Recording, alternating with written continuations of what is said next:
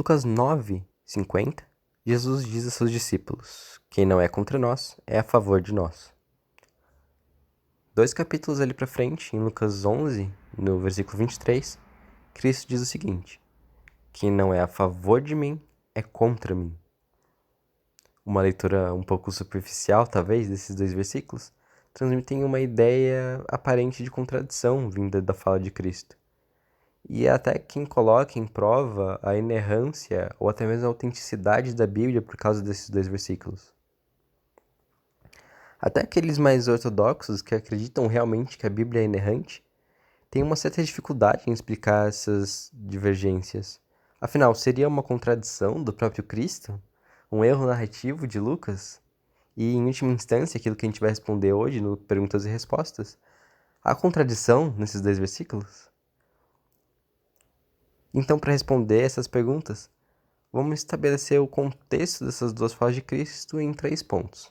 Em primeiro lugar, o ambiente.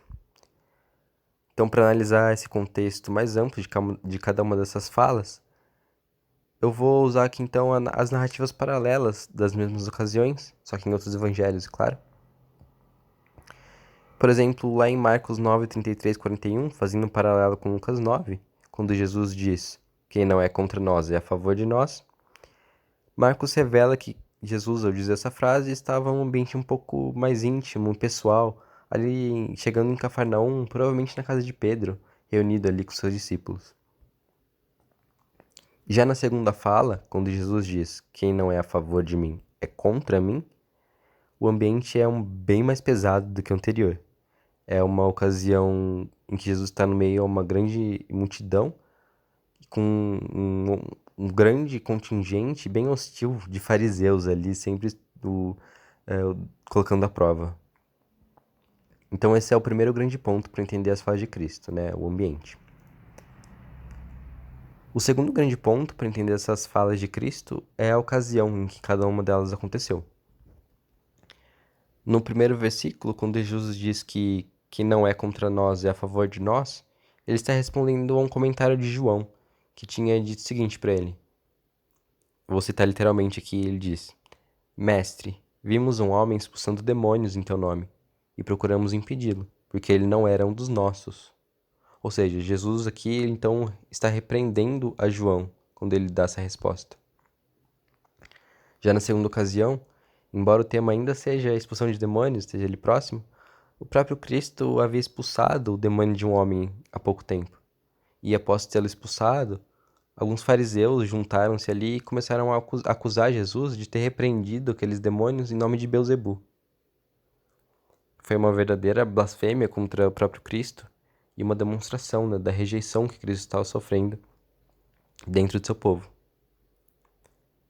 E o terceiro grande ponto que a gente precisa analisar para entender esse contexto é a intenção. O que Cristo quis dizer com cada uma das falas, né? O que Cristo quis dizer ao repreender João e o que Cristo quis dizer ao se defender dessas acusações e blasfêmias que os fariseus vinham fazendo. Primeiramente, então, o versículo de Lucas 9:50, ele está ali em paralelo com Marcos 9:39, e Marcos usa alguma frase adicional ali nesse versículo, nessa resposta que Cristo dá, que talvez tenha se perdido em traduções de Lucas, ou simplesmente foi ignorado pelo próprio Lucas propositalmente, né, até pelo seu estilo de escrita. Mas Marcos coloca uma frase que complementa aquilo que Cristo diz em Lucas 9:50, que é o seguinte: não impeçam. Então Jesus está aqui repreendendo João, né, por ter repreendido aquele homem que expulsou o demônio no nome de Cristo. E Jesus diz aqui: não impeça. Ninguém que realiza milagres em meu nome falará mal de mim logo em seguida. Pois então, quem não é contra nós está do nosso lado. Daí a importância de sempre ler essas narrativas em paralelo, né, para ter essa visão mais detalhada das palavras de Jesus. Essencialmente, então, Jesus está fazendo um alerta a João e também aos discípulos que estavam reunidos ali próximos, para que eles evitassem de interferir naquilo que os outros estivessem fazendo no nome de Cristo. Pois através dessas obras que eles realizavam, eles iam perceber que Jesus de fato era o Messias, e que as obras não vinham deles, mas sim da invocação do nome de Cristo. Já o trecho de Lucas 11, a gente nem precisa recorrer a narrativas paralelas, né, para entender a intenção de Cristo. É só voltar alguns versículos antes do 23 ali, e a gente já consegue ampliar esse significado da fala de Jesus sem precisar recorrer a outro evangelho. Então, no versículo 17, por exemplo, depois dos fariseus já terem acusado Jesus de realizar milagres em nome de Beelzebub, ele responde o seguinte: todo reino dividido contra si mesmo será arruinado, e uma casa dividida contra si mesma cairá. Se Satanás está dividido contra si mesmo, como seu reino pode subsistir? Digo isso porque vocês estão dizendo que expulso demônios pelo nome de Beelzebub.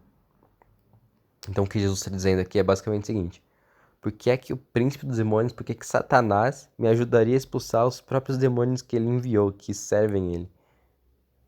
E Jesus continua dizendo ainda no versículo 19 o seguinte: mas se é por Deus que os expulso, então reconheçam que é chegado a vocês o reino de Deus.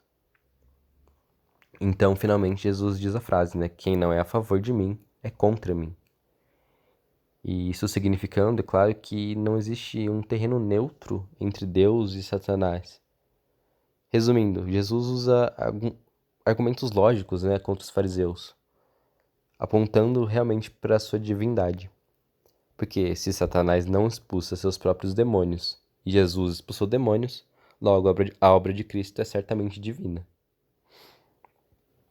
São falas completamente distintas uma da outra, né? Essas de Lucas 9 e de Lucas 11. E não são só distintas, como de certa forma se completam e nos trazem um grande ensinamento aqui, que é o seguinte: ainda que não exista essa neutralidade em nenhum aspecto do mundo espiritual ou físico, e que a gente viva assim em um mundo moralmente preto e branco, de luz e de trevas, nós devemos sempre ter cautela ao julgar a intenção do nosso próximo, segundo a nossa própria régua moral, né? Como fez João, que julgou a intenção das pessoas que estavam invocando o nome de Cristo. É bastante complicado distinguir o preto do branco quando nós estamos cobertos de trevas.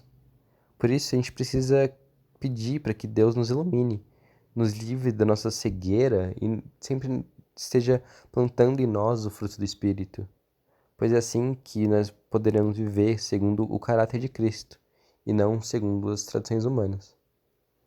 E é isso que o texto tinha para hoje. Eu espero que tenha falado com vocês, que tenha esclarecido, né, essa aparente contradição que esses textos possuíam e que nós tenhamos um bom dia, uma boa tarde e que nos preparemos para um bom culto hoje à noite. Em nome de Jesus. Amém.